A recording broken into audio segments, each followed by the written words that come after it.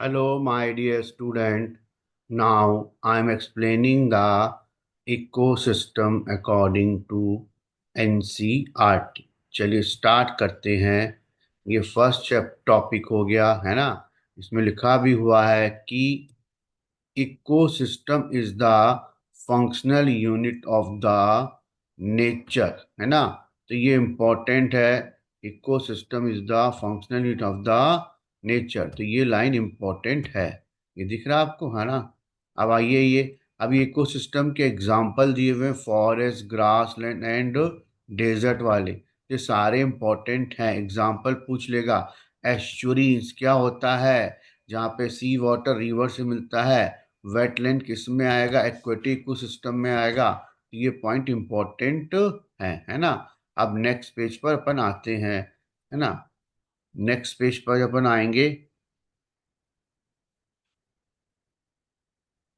यहाँ पे क्या बोल रहा है, इकोसिस्टम में क्या क्या पॉइंट इंपॉर्टेंट है। जो जो मैंने ब्लू करके रखे हैं वो पॉइंट क्या है अपने, इम्पोर्टेंट हैं। देखिए सबसे दिया कंपटीशन ऑफ द एनवायरनमेंट दिया हुआ है। Structure and function of the environment वाला पॉइंट देखिए, कंपोनेंट ऑफ द एनवायरनमेंट दो तरह के हो गए, एबायोटिक और बायोटिक। दिख रहा है आपको, है ना। एक मिनट रुकिए, पेन सही कर लूँ जरा। पेन प्रॉपर काम नहीं कर रहा, ये पेन है। ये स्क्वायर जो component of the environment and abiotic और बायोटिक, ये क्या हो जाएंगे, इसके कंपोनेंट हो जाएंगे, ठीक है ना। ये हो गए, ठीक है।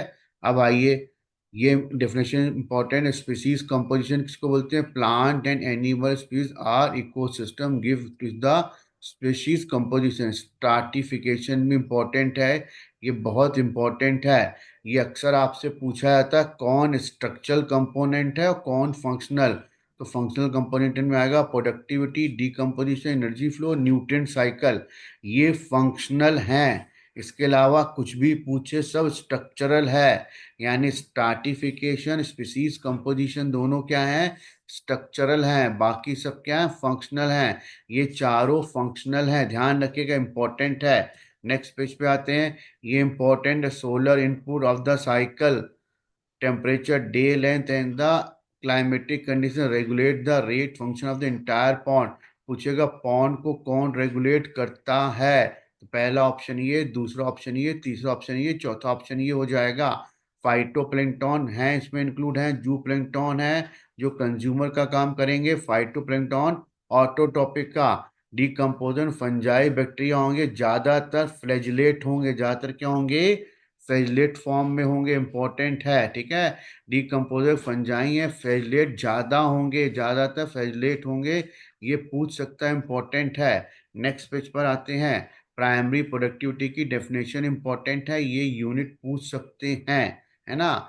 ग्रॉस प्रोडक्टिविटी और एनपीपी, ये आप लोग को तो मालूम होगा। सेकेंडरी की भी डेफिनेशन इंपॉर्टेंट है। नेक्स्ट पेज पे आइए, ये इंपॉर्टेंट है। बायोस्फीयर की प्रोडक्टिविटी कितनी है, 170। कितनी है, 170 ड्राई वेट में मेजर करनी है ना। इसकी 70% है किसकी, बाकी पार्ट कितनी है, 70% है। ओशन की कितनी है, 50% है। 170 पूरे बायोस्फीयर की हो गई, है ना। ऑर्गेनिक मैटर ऑफ द स्पाइर 70%, जो सी है वो 70% पार्ट घेर रहा है। ओशियन की 55% है, तो वह माइनस कर लोगे तो टेरेस्ट्रियल की आ जाएगी। नेक्स्ट पेज पे आते हैं, डिकम्पोजिशन इंपॉर्टेंट है। व्हाट इज द डिटाइटस, डिटाइटस मतलब डेड ऑर्गेनिक मैटर हो गया, है ना। डिटाइटस क्या हो गया, डेड ऑर्गेनिक मैटर। इसके कितने स्टेप हैं, पहला step fragmentation, leaching, catabolism, humification और मिनरलाइजेशन। डिटेरियोरस जो डिकम्पोजर को खाएं या डिकम्पोज काम करें। अर्थवॉर्म, है ना। डिटेरी मतलब डेड मटेरियल, वोरस मतलब खाने वाले। से हर्बी वोरस होता है वैसे ही डिटेरी वोरस होता है। इसमें पहला स्टेप फ्रेगमेंटेशन होगा, दूसरा लीचिंग। इसमें ये इंपॉर्टेंट है कि सारे प्रोसेस साइमल्टेनियसली चलते हैं, है ना। तीसरा स्टेप क्या हो गया, कैटाबॉलिज्म, ठीक है ना। डाउन स्वाइज पीडिटिव अनेबल मैटर। नेक्स्ट पेज पे आइए, है ना। ये सारे स्टेप डिकम्पोजिशन की कैसे ऑपरेट हो रहे हैं, साइमल्टेनियसली ऑन द टेरेस, ठीक है।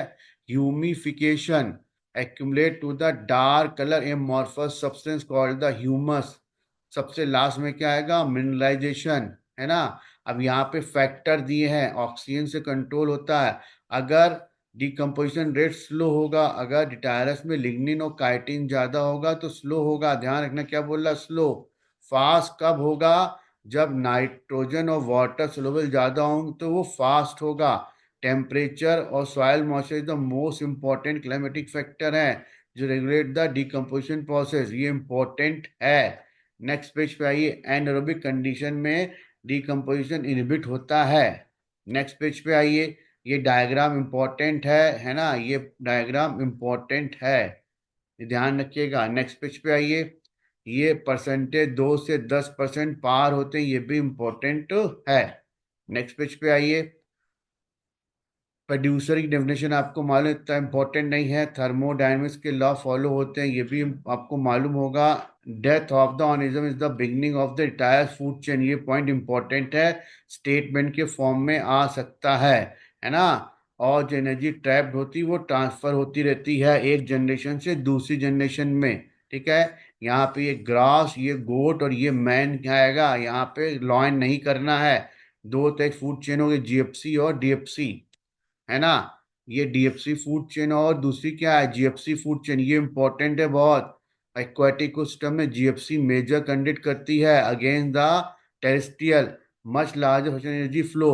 DFC chain man through the GFC, है ना। डीएफसी चेन पानी में अच्छे से नहीं चलती, जीएफसी पेन चेन पानी में अच्छे से चलती है।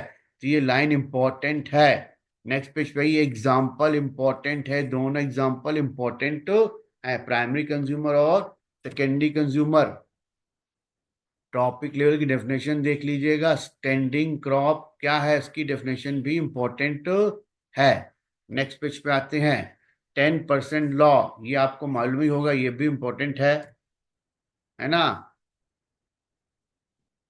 यहाँ पे ऐसा कुछ खास इंपॉर्टेंट है। पिरामिड में क्या important, pyramid is the arrangement of the topic level है, डिफरेंट टॉपिक लेवल के अरेंजमेंट को हम क्या बोलते हैं, पिरामिड बोलते हैं। 3 तरह के पिरामिड होते हैं, नंबर का पिरामिड, बायोमास का पिरामिड और एनर्जी का पिरामिड। ये नंबर का पिरामिड है, ये 3 नंबर इंपॉर्टेंट है। ये 58 लाख हैं, 7 लाख हैं, 3 लाख हैं। टॉप पे कितने रहेंगे, सिर्फ 3। ध्यान रखना, टॉप कंज्यूमर पे 3 ही रहेंगे। ये पूछेगा आपसे। ये बायोमास का पिरामिड है, बायोमास के टॉप पे सबसे कम है, यही पूछेगा आपसे, है ना। तो तीनों पिरामिड सीधे, ये एक्वेटिक बायोमास का है, ये 4 प्लांट्स हैं, ये 21, ये इनका बायोमास, इनका क्या है, ये बायोमास। तो केवल 2 ही पिरामिड उल्टे होंगे, एक तो ट्री के नंबर का और पॉन्ड के बायोमास का पिरामिड उल्टा होगा, बाकी सब सीधे होंगे। ठीक के नंबर का, एनर्जी का ध्यान रखिए, 10 जूल। यहां से काउंट करना है, इसका 10%, फिर 10%, फिर 10%, ये 10% ही जाएगा। ये लाइट ध्यान रखना कितनी सनलाइट गिरी, ये हमेशा सीधा रहेगा।